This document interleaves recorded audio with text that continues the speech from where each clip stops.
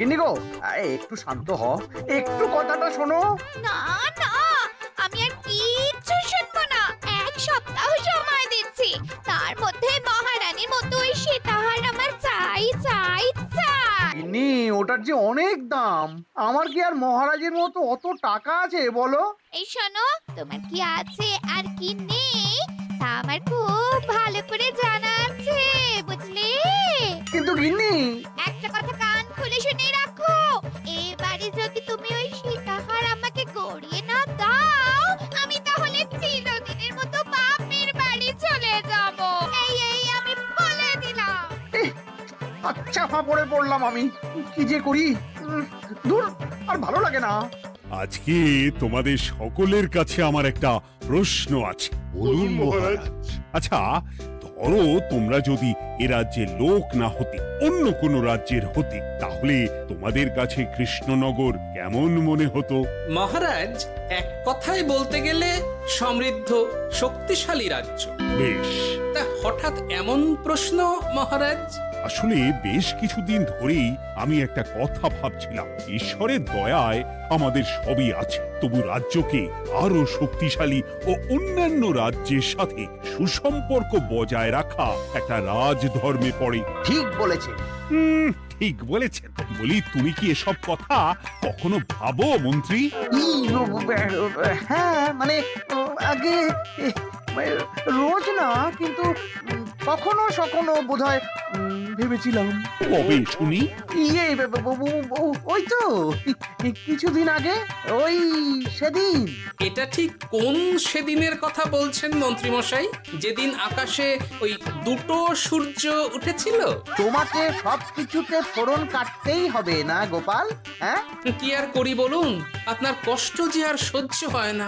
যাই হোক, মুদ্রা কথা হলো, এসব কথা মাথায় রেখে এখন আমাদের কিছু করা উচিত। কিন্তু কি করা উচিত সেটা আমি ঠিক বুঝতে পারছি না। এই একটা করে রসগোল্লা খাওয়ালে কেমন হয়? এই, তুমি থামবে? মহারাজ, আমার কাছে একটা উপায় আছে। 10 দিনের একটা মিলন মেলার আয়োজন করলে কেমন হয়? খুব বাজে হবে। একটা মেলা কত ঝামেলার কাজ সেটা বোঝো? একেই কত খরচ, তার উপর আবার অনেক লোক। মোটেই না, এটা তো দারুণ বুদ্ধি দিয়েছো গোপাল। এমন কিছুই তো চাইছিলাম। দূর, আর সবকিছুই আমার বিপক্ষে মনে হয়। দিনটাই খারাপ, আমি বরং চুপই থাকি। তাহলে সবাই শোনো, 1 সপ্তাহ পর কৃষ্ণনগর এক বিরাট বড় মিলন মেলার আয়োজন করছে, আর তার জন্য লোকজনকে নিমন্ত্রণ করার কাজ দেখবে গোপাল। যথা আজ্ঞা মহারাজ। আর মন্ত্রী, ভালো করে শুনে রাখো, মেলা প্রাঙ্গণ সাজানো, ঠিকঠাক নিরাপত্তা, এসব তোমার দায়িত্ব। আচ্ছা, কিন্তু বলছিলাম যে সবকিছু ভালো করে করতে গেলে খরচও তো। ওসব নিয়ে তোমাকে চিন্তা করতে হবে না। যত খরচই হোক আমাকে বলো, আমি দেব। আরে বাস, তো দারুণ ব্যাপার। এই ফাঁকে যদি কিছু আমারও লাভ হয়ে যায়, তাহলে গিন্নির গলার হারটার কিছু একটা করতে। তাহলে প্রত্যেকে নিজেদের কাজ শুরু করে দাও। 1 সপ্তাহ পর কৃষ্ণনগর মেলা প্রাঙ্গণে অনুষ্ঠিত হতে চলেছে 10 দিন ব্যাপী মিলন মেলা। সকল গ্রামবাসীকে। ঠিক যেমনটা চেয়েছিলাম তেমনটাই হয়েছে। আর এসব কিছুর জন্য আমি গোপালকে ধন্যবাদ জানাতে চাই। কি যে বলেন মহারাজ, এই কৃষ্ণনগর তো আমার নিজেরই পরিবার। সেসব আমরা খুব ভালো করেই জানি গোপাল। আদিক্ষেতা একেবারে উতলে পড়ছে। এসব দেখে গা জ্বলে যায়। তোমার এই এত ভালো বুদ্ধি দেওয়ার জন্য আমি তোমাকে 50টি স্বর্ণমোহর উপহার দিতে চাই। এটা কি হলো? এরকম হলে কিন্তু আমি খেলবো না। কেন মন্ত্রী, তোমার আবার কি হলো? আমিও তো মেলার আয়োজন করেছি, তাহলে গোপাল একা কেন উপহার পাবে? সে তো মেলার জন্য অনেকেই কাজ করেছে, কিন্তু আসল বুদ্ধিটা তো দিয়েছে গোপালই। মন্ত্রী মশাইয়ের বোধহয় খুব হিংসা হচ্ছে। ঠিক আছে মহারাজ, আপনি বরং এই উপহার সকলের সাথে ভাগ করে দিন। না গো, চাই না। তোমার উপহার তুমিই রাখো। যত সব। আমার কি এত খারাপ দিন এসেছে নাকি যে আমাকে গোপালের থেকে পুরস্কার নিতে হবে? অনেক হয়েছে। না, এবার আমাকেই কিছু ভাবতে হবে মনে হচ্ছে। আমার আমার সব শেষ হয়ে গেল গো, হয়ে গেল। এবার এবার আমার কি হবে? মহারাজ, মহারাজ কিছু একটা করুন, মহারাজ কিছু একটা করুন। চিন্তা করো না, আমি দেখছি যারা দোষী তারা শাস্তি পাবেই। কি শুরু হলো বলো তো হঠাৎ করে? এত বড় বড় চুরি ডাকাতি হয়ে গেল, অথচ কেউ কোনো টেরই পেল না। হ্যাঁ মহারাজ, আসলে রাতের বেলা যখন সবাই ঘুমিয়ে থাকে তখন এই চুরি ডাকাতিগুলো হয়, তাই কেউ কোনো শব্দ পায় না।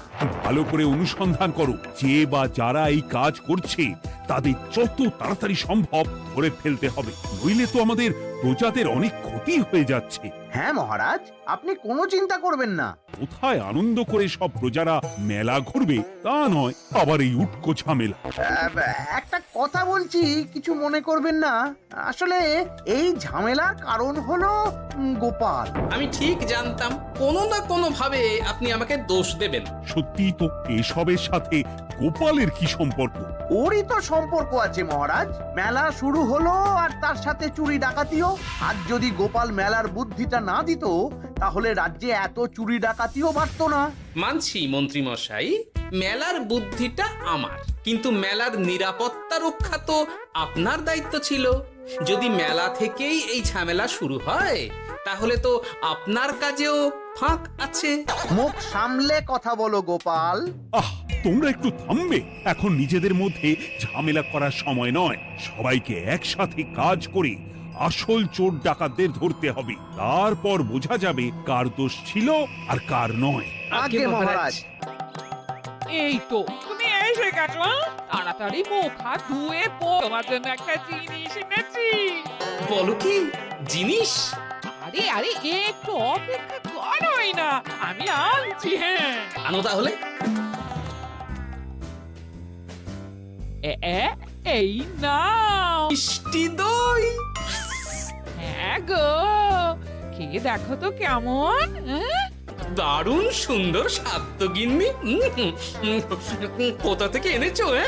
ভালো, মেলা থেকে এনেছি। ও জানো, বিনা পয়সায় গো। বিনা পয়সায়? তা কে দিল শুনি? আরে সুজন দইওয়ালা, বড় ভালো ছেলে। শুধু আজ নয়, ও রোজই মানুষকে ভালোবেসে না বিনা পয়সায় দই খাওয়ায়। হ্যাঁ বাবা, বেশ অবাক করা কাণ্ড। আসলে সুজনের দেশের বাড়িতে অনেক জমি জমা, গরু মোষ আছে।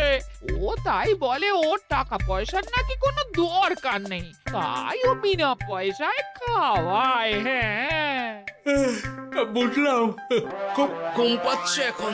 ও গিন্নি শোনো না, আমি বরং একটা ঘুম দিই এখন, বুঝলে? তুমি বরং বিকেলে আমায় একটু ডেকে দিও, ওর কাজ আছে। আচ্ছা বে। তোমাদের জন্য সেটাই ভালো, কারণ এমনিতেই মহারাজ চোর ডাকাত ধরার জন্য প্রহরীর ব্যবস্থা করছে পুরো রাজ্যে। না না না, সে নিয়ে আপনি চিন্তা করবেন না। কই গো, আর কতক্ষণ ঘুম হবে? সকাল তো হয়ে গেল। সে কি গিন্নি, সকাল? তোমাকে যে আমি কতবার বললাম আমাকে বিকেলে ডেকে দেবে। বলি বিকেল গতকালে না আজকে? তা তোমার বুদ্ধিতে কি বলে গিন্নি? আমার বুদ্ধি নিয়ে কথা বলো, আগে নিজের ঘুমকে দেখো। গতকাল বিকেল থেকে ডেকে ডেকে গলা ব্যথা হয়ে গেল, কিন্তু ওনার ঘুম আর ভাঙে না। হতেই পারে না। পারে না? ওদিকে কাণ্ড দেখো, রাতের খাবার পর্যন্ত পড়ে আছে। হ্যাঁ আজব কাণ্ড। যাই হোক, অনেক দেরি হয়ে গেছে বুঝলে, আমাকে এক্ষুনি রাজসভার জন্য বেরোতে হবে। বাবা, এত ভিড় কি আছে এখানে? একটু কাছে গিয়ে দেখি তো। সত্যি সত্যি ভাই সুজন, তোমার হাতে জাদু আছে। এত সুন্দর মিষ্টি দই, এ স্বাদ ভোলার নয় ভাই। আচ্ছা, তাহলে এই হলো সুজন দইওয়ালা। ভালো মিষ্টি দই আছে, নেবে নাকি গো? পয়সা লাগবে না। জানি তো, সত্যি দারুণ স্বাদ এই দইয়ের। আমি খেয়েছি তো। তবে আজ নেব না গো, কাল এসব। আচ্ছা আচ্ছা আচ্ছা।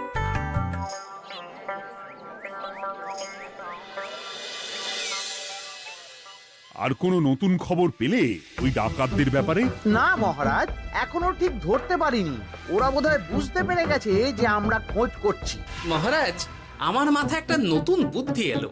রাতের বেলা করে সব বাড়িতে পাহারা দেওয়া শুরু করলে কেমন হয়? সব চুরি তো রাতেই হচ্ছে। আরে এ তো দারুণ বুদ্ধি। কিন্তু মহারাজ, আমাদের রাজ্যের প্রহরীরা রাতের বেলা কি করে পাহারা দেবে? কেন কেন কি সমস্যা? অনেক সমস্যা আছে। তাদের শরীর খারাপ হতে পারে, তার চেয়েও বড়, রাত জেগে থাকলে দিনে তারা সকলে ঘুমোবে, তখন পুরোটাই বেকার হবে। কিচ্ছু বেকার হবে না মন্ত্রী মশাই, আমাদের প্রচুর সেনা আছে, তাদের সকলকে দায়িত্ব ভাগ করে দিলেই হয়ে যাবে। তুমি বেশি বোঝো। গোপাল তো কিছু ভুল বলেনি মন্ত্রী, আমরা পাহারা বাড়াবো। আমি আজই সব সেনাদের সাথে কথা বলছি। সেনাপতি, তুমিও এই ব্যাপারটা একটু দেখো। যথাজ্ঞা মহারাজ। চোর ডাকাতদের ধরার জন্য যদি একটা সূত্রের হদিশ পাওয়া যায় তাহলেই কেল্লা ফতে, কিন্তু সেটাই পাওয়া যাচ্ছে না বলেই এত সময় লাগছে। আরে ওটা মন্ত্রী মশাই মনে হচ্ছে না? আড়ালে দাঁড়িয়ে এরকম কার সাথে কথা বলছে? এবার আমি যা বলছি ভালো করে শোনো।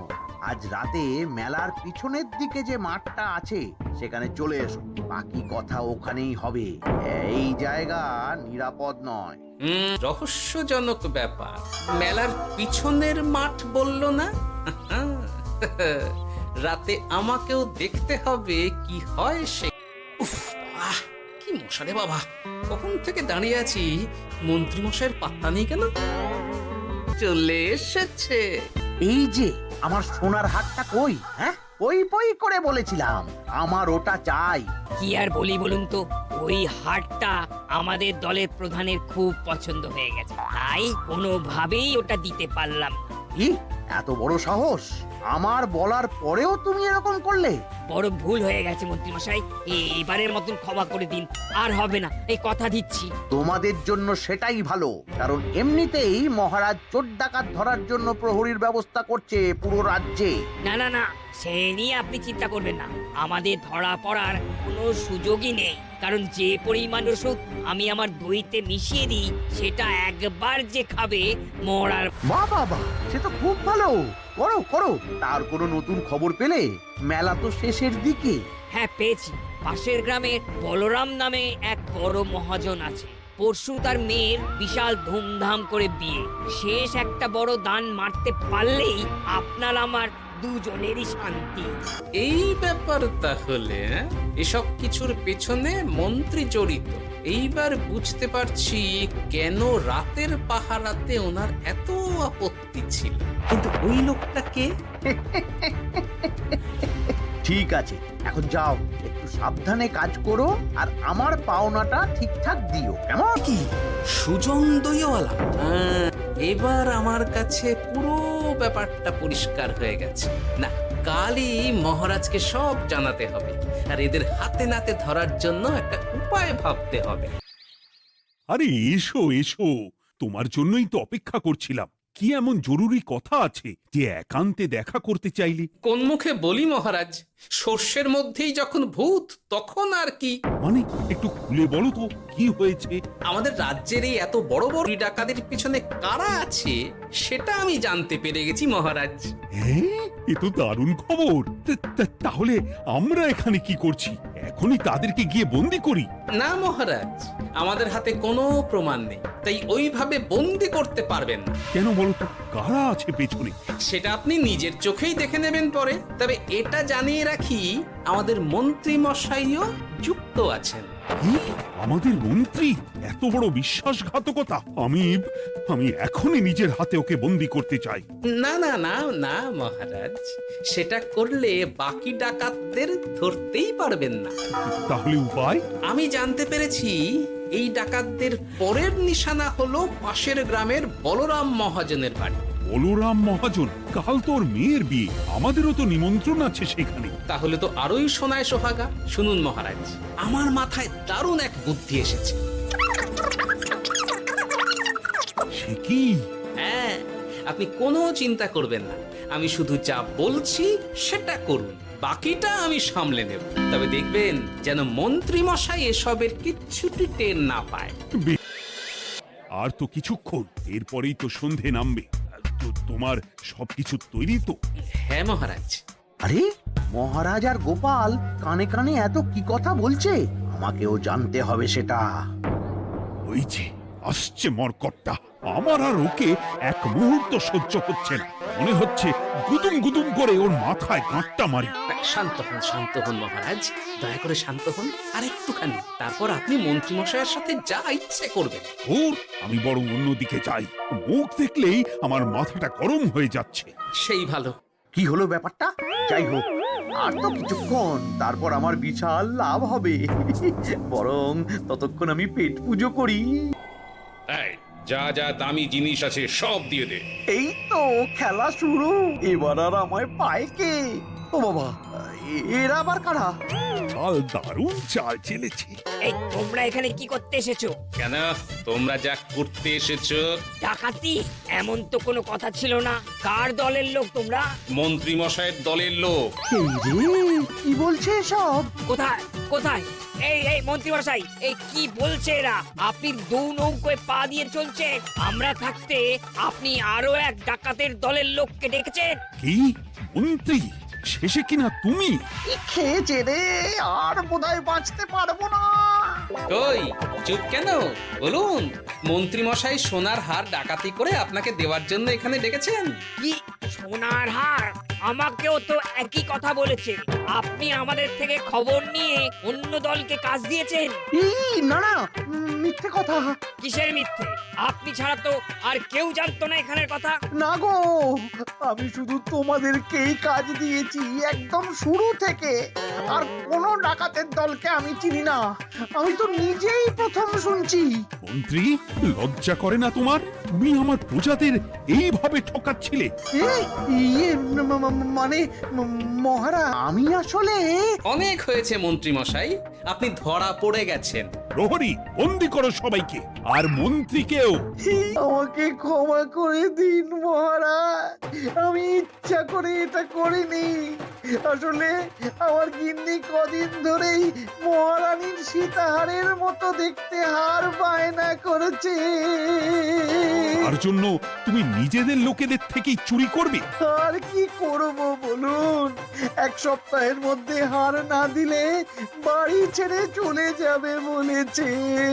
তাই আমি আপনি যেটা করেছেন সেটা যদি আপনার গিন্নি জানতে পারে, তাহলেও বাড়ি ছেড়ে চলে যাবে। শাস্তি তো তোমাকে পেতেই হবে মন্ত্রী। আয়, কে আছো? শোনো, মন্ত্রীকে মুখে কালি মাখিয়ে গাধার পিঠে বসিয়ে সারা রাজ্য ঘোরাও, এটাই ওর যোগ্য শাস্তি। আর গোপাল, তোমার বুদ্ধির প্রশংসা করতেই হয়। তোমার পুরস্কার আমি কাল রাজসভায় দেব। জীবনে বিয়ে করাই ভুল হয়েছে।